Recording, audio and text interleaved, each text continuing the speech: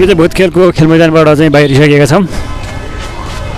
अब टोखा नगरपालिकाको गणेशस्थान नजिकै अनि अब जुन नेवास समाजको जुन महोत्सवबाट फर्किरहनु भएको दर्शकहरू देखिरहनु भएको छ। अब हामी यो समयमा हामी नेवारहरूको जुन नेवारी समुदायहरूको जुन महोत्सव छ त्यो दृश्यहरू चाहिँ म तपाईँहरूलाई देखाउने छु। एकदमै यो समयमा चाहिँ एकदमै जाम लागिरहेको छ है। ल आज नेवारी दाजुभाइहरूको आज चाहिँ जुन यो महोत्सवबाट चाहिँ एकदमै दर्शकहरू चाहिँ जुन महोत्सव मनाएर फर्किरहेको अवस्थाहरू हामी तपाईँहरूलाई म देखाउँदछु। तपाईँहरूले हेर्न सक्नुहुनेछ यस समयमा। त्यो भित्र आएको ठाउँमा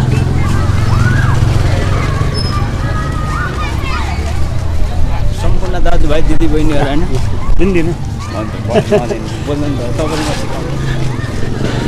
हेलो एभ्रिवान्स, वेलकम्स माई मिनी ब्लग्समा। आज नेवारी महोत्सवमा तपाईँहरूलाई स्वागत छ। तपाईँ पनि आउन सक्नुहुनेछ यहाँनिर है। हरेक शनिबार चाहिँ युट्युब च्यानल समीर ब्लगमा आउनु होला अनि सब्सक्राइब पनि गरेर नभुल्नु होला है। अनि यहाँ चाहिँ टोखा नेवा सडक खाजा महोत्सव हरेक शनिबार चलिरहेको हुन्छ। तपाईँहरू पनि आउन सक्नुहुनेछ। विभिन्न परिकारको स्वादमा अनि तपाईँहरूले चाहिँ मुख फेरेर जान सक्नुहुनेछ है। धेरै टाढाबाट आएर यहाँहरूले जुन लिइरहनु भएको छ अनि तपाईँहरूलाई देखाउँदछु। दर्शक महानुभावहरूले चाहिँ एकदमै टाढाबाट आएर चाहिँ यहाँ मोमोको स्वाद अनि chicken choila roast leg piece अनि आलु चिप्सको स्वादहरू चाहिँ लिइरहनु भएको छ। विभिन्न प्रकारको सामग्रीहरू पनि आज हुन्छ। यहाँ चिउरा एकदमै चिउरा ओखलीमा कुटेर चिउरा राख्नु छ। दाजु आइसक्रिमवाला हुनुहुन्छ नेवारी देश है।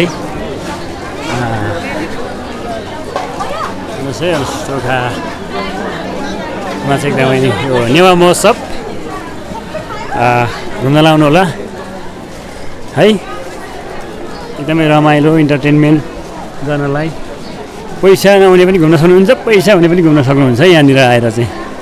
एकदमै सेलरोटी फ्रीमा पैसा पर्दैन होइन, सेलरोटी फ्रीमा पैसा पर्दैन, समोसा फ्रीमा पैसा पर्दैन भनेर चाहिँ भन्दिनँ।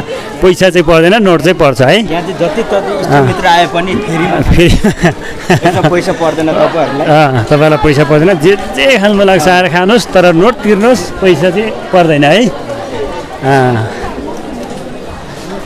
यस समयमा चाहिँ साँच्ची यता नेवार समुदायको ड्रेस कल्चरहरू वेशभूषा टोपीहरू छ है, सिँगार पटार हरेक कुराहरू विभिन्न स्वादमा चाहिँ दिदीबहिनीहरू दाजुभाइहरू चाहिँ आएर चाहिँ रोमान्स गर्दै हुनुहुन्छ, इन्जोय लिइरहनु भएको छ।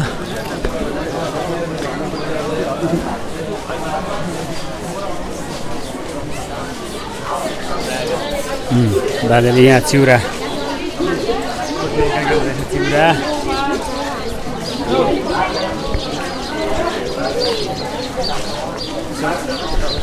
तपाईँको सबिन होइन समीर तामाङ। समीर सर हजुरको इन्कम कति हुन्छ युट्युब मार्फत महिनामा? त्यस्तै धेरै त धेरै चाहिँ नभनौँ, मासिक 1-1.5 लाख हुन्छ। भनौँ हजुर। अब जनताको सेवा गर्नुपर्छ होइन, दुःख पाएको पीडित जनसमुदायहरूलाई चाहिँ सहयोग गरौँ भन्ने अपेक्षा राखेर चाहिँ मैले यो हजुरले अहिलेसम्म कतिजनालाई सहयोग गर्नुभयो समीर सर? त्यो चाहिँ अब हिसाबमा राखेको छुइनँ। अबदेखि आइन्दा चाहिँ चाहिँ राख्नु पर्ला भन्ने सोचिरहेको छु है। धेरैजनालाई सहयोग त गरिसकेको छु, उद्धार गरिसकेको छु यस समयमा। सम्झि 250मा जाउँ है त हामी। 250मा जानुपर्छ यो समयमा। यता मोड्नुपर्ने हो हुन चाहिँ, तर कता हो समीर सर? 250 त कटिसक्यो त, कता जाने र? अझ अगाडि होला, यही भित्र हो जस्तै लाग्थ्यो। होइन बन्द ओके ओके हस् धन्यवाद।